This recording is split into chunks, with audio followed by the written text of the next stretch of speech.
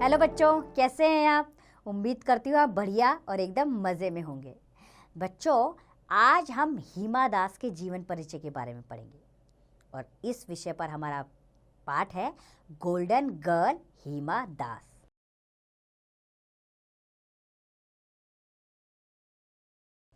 बच्चों, दृढ़ संकल्प सहित संघर्ष मुश्किल से मुश्किल लक्ष्य को सरल बना देता है। विपरीत परिस्थितियाँ उसके अनुकूल हो जाती हैं। इसका जीता जाता उदाहरण हिमा दास है। उन्होंने बचपन से ही अनेक परेशानियों का सामना किया। परिणाम स्वरूप आज उन्होंने विश्व के उच्चतम पद को प्राप्त किया। तो आइए अब उनके बारे में हम पढ़कर उनके विषय में जानते हैं। समाचार पत्र की सुर्खियां पढ़ते पढ़ते मीनू की आंखें ठहर गई। पहली भारतीय महिला गोल्डन गर्ल हिमा दास। तभी अजय आकर बोला, दीदी, रिबॉक शूज ने जूतों पर हिमा दास क्यों लिखा है? क्या ये जूते हिमा दास की तरह तेज दौड़ेंगे? मीनू दीदी गर्व से देखते हुए बोली, हाँ हाँ, जरूर दौड़ेंगे, शक क्यों है? देखो भाई, समझने की बात यह है कि लगन और विश्वास हमें न केवल सफलता दिलाते हैं बल्कि चुनौतियों से जूझने की ताकत भी देते हैं। चुनौतियां यानी जीवन में आने वाली मुश्किलें।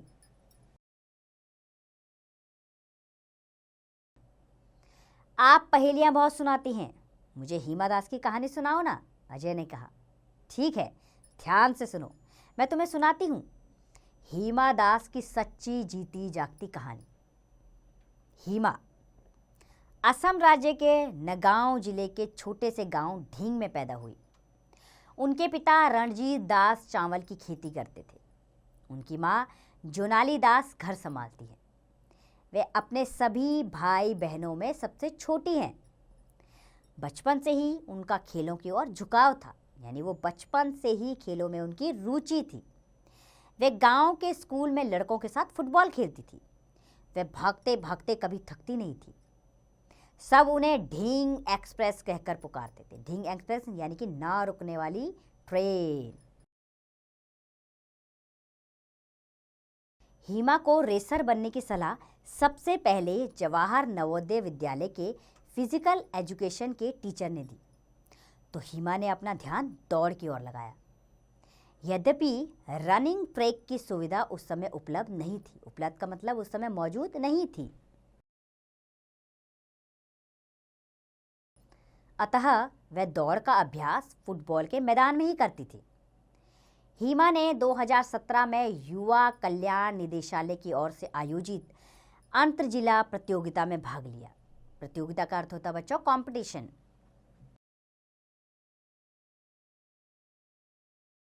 इस प्रतिस्पर्धा में उन्होंने 100 मीटर और 200 मीटर की दौड़ में प्रथम स्थान प्राप्त किया। जबकि उनके जूते दौड़ के लिए उपयुक्त नहीं थे, यहीं पर निपुण दास ने उनकी दौड़ को देखा। यानी कि जिस दौड़ में वो शामिल हुई और उसमें उन्होंने जो जूते पहने थे वो उनके लिए उचित नहीं थे उस दौड़ के लिए, लेकिन फिर भी उन्होंने प्रथम स्थान प्राप्त किया। निपुण दास ने हिमा के पिता से उन्हें ट्रेनिंग देने के लिए गुवाहाटी ले जाने की अनुमति मांगी। अनुमति का अर्थ होता है आज्ञा।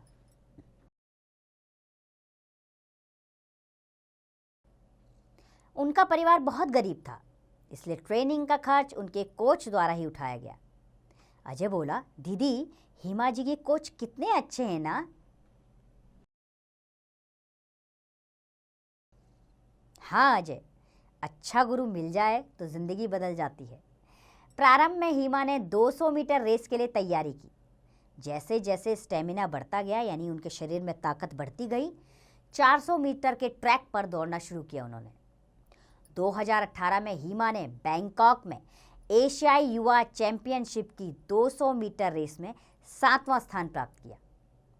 ऑस्ट्रेलिया के गोल्ड कोस्ट में राष्ट्रमंडल खेलों में 400 मीटर के फाइनल में वे 6ठे स्थान पर रहे। किंतु 2018 में ISAF वर्ल्ड U20 और 400 मीटर की रेस में 51.46 सेकंड में पूरी करके उन्होंने प्रथम स्थान प्राप्त किया और स्वर्ण पदक जीता। 2019 में उन्होंने 1 महीने में 5 गोल्ड मेडल जीतकर इतिहास रच दिया। यानी 2019 में उन्होंने कितने गोल्ड मेडल जीते? 5। उनके गोल्ड जीतने के बाद प्रधानमंत्री नरेंद्र मोदी जी और देश के राष्ट्रपति रामनाथ कोविंद जी सहित अन्य राजनेताओं ने उन्हें बधाई संदेश दिए। पूरे देश में धूम मच गई उनके गोल्ड की। अजय ने कहा, सच में दीदी, हिमा दास तो भारत की सुपर वुमेन है। तो सच में बच्चों, हिमा दास जो है वो भारत की सुपर वुमेन है, जिन्होंने रेस में बाद भारत को गोल्ड मेडल दिलाया और भारत का गौरव बढ़ाया, विश्व के देशों में भारत को स्थान दिलाया। तो उम्मीद करती हूँ बच्चों, हिमा दास के विषय में आपको जानकारी मिली होगी। अब आप इसका अभ्यास स्वयं कीजिए।